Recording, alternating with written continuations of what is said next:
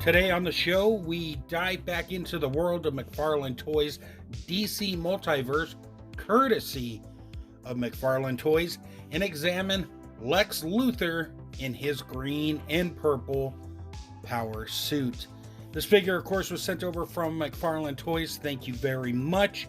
So we're going to dive in. We're going to talk about all the fun stuff with old Lexi boy here. Mr. Clean on steroids, if you will. Superior intellect, massive ego. Let's get into it and start things off with articulation. Looking at the figure's head, it goes side to side with no issue. It turns like you see. It looks up a good amount, and then it goes down like so. Now, in terms of the arms, they go up, they go down, they spin around, and they go in and out as you see there. Now, in terms of the bicep cut, we got one. It works pretty well. And then, of course, we have a double jointed elbow that works fairly well. Mine's a little stuck, but it will move if you give it some time.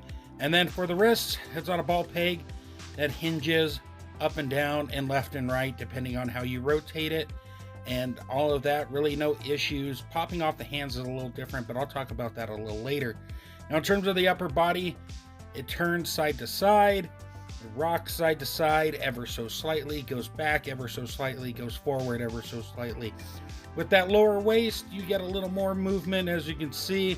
The side to side action, it goes back a decent amount and forwards like so. So, not too bad. In terms of the legs, they do the splits.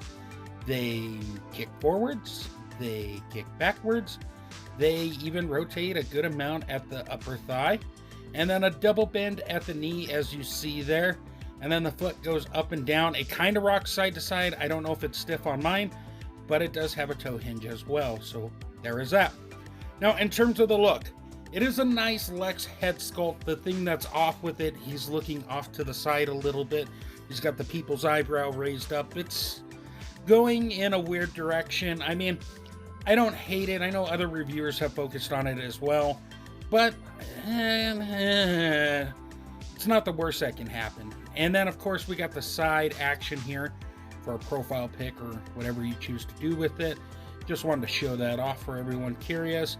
And then looking at the back of the head, as you can see, that collar of the power suit goes up. But there's a lot of nice detail on the back. The purple and the green mix very well, obviously. But I definitely think it helps the figure from the blue one. And then looking at the front, you got a little bit of gray, you got some more purple, you got some green, you got all this intricate design on the sculpt. Maybe a wash or some dry brushing could bring it out. I don't know, I'm not that sort of person. I'll probably pay somebody to do it, but it looks good. And then of course we got the side gauntlet here with the purple broken up in between the green, and all that has some nice detail on it as well. Moving on from there, let's look at the lower body. He's got the green and the purple mixed together with a nice sculpt. The front of the body looks very good at the lower waist. Very nice design. Once again, the sculpt on this Lex is really, really well done. I know it's not everybody's version of what the power suit should be, but for McFarlane, I think they kind of balanced it out as well as could be. And of course, we got the back with the Lexi booty. So yeah, not too bad. Now, in terms of accessories, he's got an extra set of hands, so give McFarlane a round of applause. He's got a card and a base, and that's it. It would have been nice to have some kryptonite, but it is what it is. So, of course, we got the picture here done by the photographer. Apparently, there's a new photographer at McFarlane, so there is that. And then on the back, we got a nice bio. So if you want to read that, if you can zoom in, read on and enjoy that. And then we got the base. So yeah, standard DC Multiverse base. Really nothing too amazing going on here. It does the job. Now in terms of hands, he comes packed in with these two gripping hands. These are nice. You know, you can fit different stuff in, as you will see later on. And then of course he has a fist and like a claw hand or a grabbing hand, so that's pretty good. He can punch Superman in the face and grab his cape at the same time. Not bad.